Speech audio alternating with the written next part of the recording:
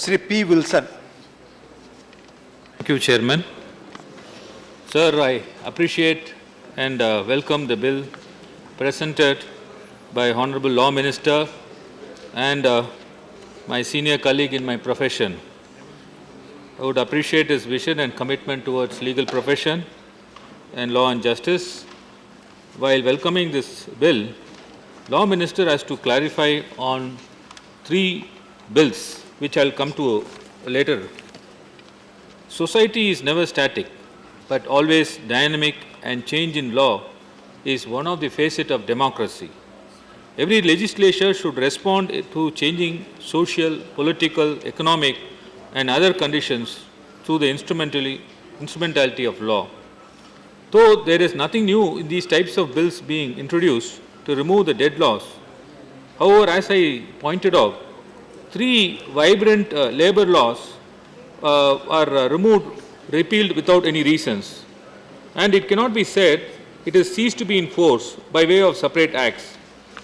If the corresponding new legislation would have been given as suggested by one of our members, certainly would have been benefited by it. The reason for introducing amendment laws is because that the principal acts are not allowed for proper deliberations nor referred to a standing committee to get a comprehensive law. I am not finding fault, but we should introspect ourselves. When we have a power to enact law through ordinance, why the bills are rushed through and ultimately landing up by way of introducing amendment laws and subsequently repeal, etc. The people suffer from the continuing with obsolete and dead laws because of subsequent laws. When the Parliament doesn't react, the Indian courts apply doctrine of desuetude. The citizens are made to act despite the statute is in disuse for a long duration, and instead a contrary practice being in use.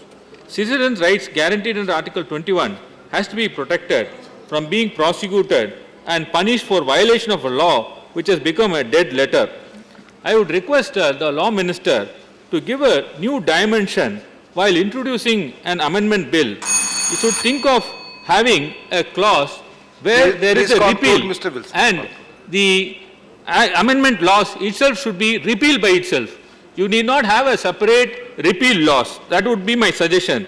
The 3 labor welfare laws which is sought to be repealed, if the Honorable Law Minister sees, in 1976, 3 important welfare legislation, Iron Ore Mines, Manganese Ore Mines and Chrome Ore Mines Labor Welfare Cess Act 1976, the Iron Ore Mines, Manganese Ore Mines and Chrome Ore Mines Labor Welfare Fund Act 1976, the BD Workers Welfare Fund Act 1976 has been repealed.